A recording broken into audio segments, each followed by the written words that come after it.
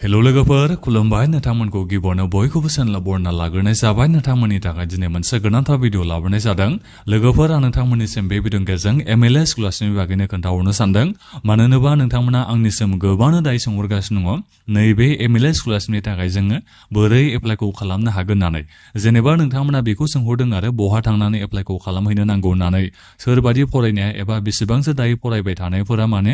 MLA स्कलारशिपनि थाखाय एप्लाइखौ खालामनो हागोन दा बिनि बागैबो नोंथांमोना आंनिसिम गोबांनो सोंहरदों फर्मखौ बहा मोनगोन बेखौबो नोंथांमोना सोंहरदों आरो बिनिफ्राय स्कलारशिपनि फैसा हिसाबै बेसेबां नोंथांमोना हाजारसो फैसाखौ मोननो हागोन दा बिनि बागैबो नोंथांमोना आंनिसिम सोंहरगासिनो दङ दा बिनिखायनो आं नोंथांमोननिसिम बे भिडिअनि गेजेरजों नैबे MLA स्कलारशिपनि बागैनो फुरा डिटेल्सै खोन्थाहरजोबनो नागिरदों गासिबो जाहाथे नोंथांमोना एप्लाइखौ खालामना लानो हायो दा बिनिफ्राय आंनो नोंथांमोननिसिम मोनसे खावलायनायबो थाग्रोबाय गिबियावनो गासिबो नोंथांमोना चेनेलखौ साबस्क्राइब खालामनानै लाग्रोलायनानै जाहाथे नोंथांमोना बेबादिनो स्कलारशिपफोरनि आपडेटखौ बे चेनेलनि गेजेरजों नोंथांमोना मोनबाय थानो हायो दा जोंहा बेनोमोन दै फर्मा नैबे MLA स्कलारशिपनि जोंहा फर्मा बेनोमोन नाथायबा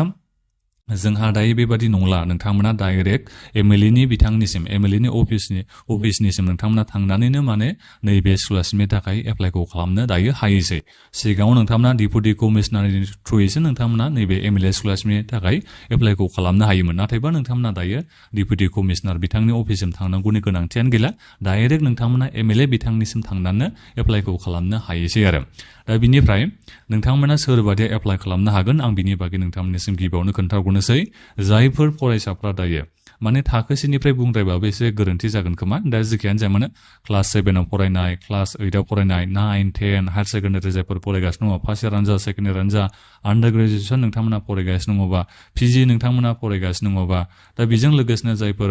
भकेसनेल डिग्री फरायगासिनो दङबा डिप्ल'मा जायफोर नोंथांमोना फरायगासिनो दङबा दा नोंथांमोनानो गासिबो नैबे MLA स्कलारशिपनि थाखाय एप्लाइखौ खालामनो हायो दा बेखौ नोंथांमोना मिथिना मोननो हाबाय गासिबो नोंथांमोना जायफोर दायो फरायगासिनो दङ नोंथांमोनानो नैबे MLA स्कलारशिपनि थाखाय एप्लाइखौ खालामनो हायो नाथायबा स्कलारशिपनि फैसा होनायाव हले एसे बियो बेरि जागोन जायफोर नोंथांमोना जेरै दायो PG फरायगासिनो दङ दा नोंथांमोना एसे बांसिन फैसाखौ मोननो हागोन स्कलारशिपनि फैसाखौ जायफोर आन्डार ग्रेजुएसन फरायनाय नोंथांमोना एसे खम मोनगोन हायार सेकेन्डारि जायफोर फरायबाय थानाय नोंथांमोना एसे खमखौ मोननो हागोन एगजाम्पल महरै आं नोंथांमोननिसिम बुंहरनो थाङोबा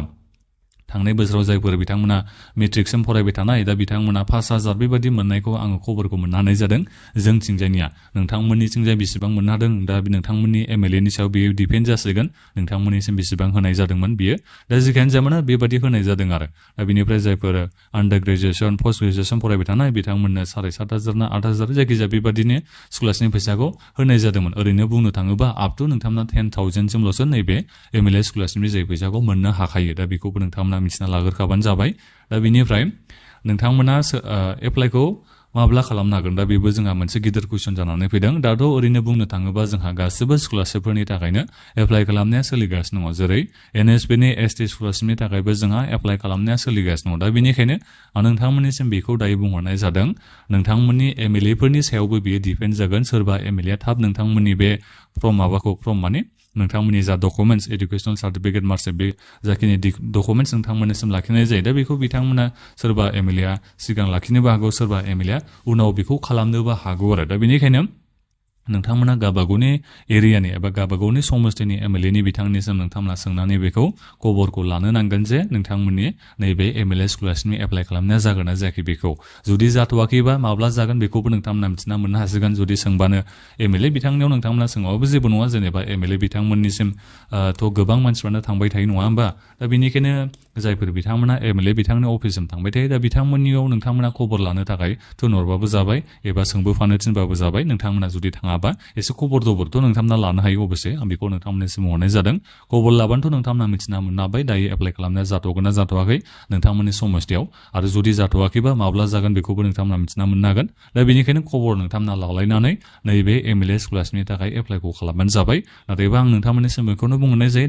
दायो जोंहा गोबां स्कलारशिपफोरनि थाखायनो एप्लाइ खालामनाया सोलिगासिनो दं नालाय दा बेनिखायनो MLA स्कलारशिपनि निस्सय एप्लाइ खालामनायाबो जोंहा जाथ'वाखैबाबो जासिगोन बायदिखौ आं मोनदों आरो बबेबा समस्थिया निस्सय जाबायबो जानो हागौ बिथांमोना फर्मफोरखौ एबा डकुमेन्टसफोरखौ लाखिबाय जानो हागौ आरो दा बेखौ नोंथांमोना खबर लानानै एप्लाइखौ खालामबानो जाबाय दा बेवहाय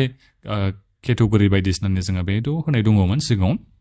नोंथांमोना एप्लाइ खालामहैनाय समाव मा डकुमेन्टसखौ होबोनो नांगोन आं बेखौबो खोन्थाहरनोसै नोंथांमोना गावबागावनि बेंकनि पासबुकआ बेखौ जेरक्स खालामना नोंथांमोना होबानो जाबाय मालाबा बोसोराव सेकआव नोंथांमोननिसिम फैसाखौ होनाय जायो नैबे MLA स्कलारशिपनि फैसाखौ दा बिनिफ्राय मालाबा बोसोरावबो नोंथांमोननिसिम बेंक एकाउन्टआवनो माने डाइरेक्टबो सोनानै हरनाय जायो आरो दा जेखियानो जाया माने आदारजों बेंक एकाउन्टआ लिंक थानायखौ नोंथांमोना होबानो जाबाय आरो बेंक पासबुकखौ जेरक्स खालामना होदो बिनिफ्राय नोंनि बे फरायनायनि गासैबो मार्कशिट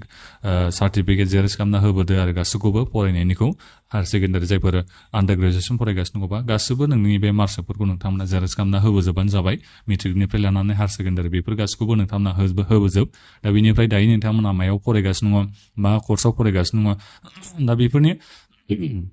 जा नोंथांमोना एडमिशन रिसिप्ट बेखौ नोंथांमोना होबोबानो जाबाय एडमिशन बे डिटेल्सफोरखौ नोंथांमोना माने जेरक्स खालामनानै होबोजोबबानो जाबाय दा बिनिफ्राय आइडि प्रुफ हिसाबै नोंथांमोना जायखिजाया पान कार्ड भटार कार्ड आधार कार्ड जायखिजाया नोंथांमोना बेबायदि जेरक्स नोंथांमोना होबोनांगोन दा बिनि अनगायै आरो नोंथांमोना जेबो माने बेबायदि डकुमेन्टस होबोनो नाङा नोंथांमोना गावनि फरायनायनि गासैबो डिटेल्सखौल'सो नोंथांमोना होबोनो नांगौ आं बेखौबो नोंथांमोननिसिम खोन्थाहरनाय जाबाय दा नोंथांमोना खबर लालायदो स्कलारशिपनि फैसाया जोंहा डिपेन्ड जायो नोंथांमोना माने 5,000खौथ' खमथारबाबो मोनगोन बेखौ आसाखौ लानो हायो आरो दा बिनिफ्राय नोंनि फरायनायनि सायाव डिपेन्ड जासिगोन सोरबा 8,000 सोरबा 10,000 बेबायदि मोनगोन बेरि जागोन आरो MLAनि सायावबो बेयो सोनारगोन आरो नोंथांमोननिसिम MLA बिथाङा बेसेबां सोना हरो बियो जायफोर बिथांमोना माने देग्लाय बोसोराव मोननो हानाय दा बिथांमोनाथ' 10,000सिम सोरबा मोननो हानाय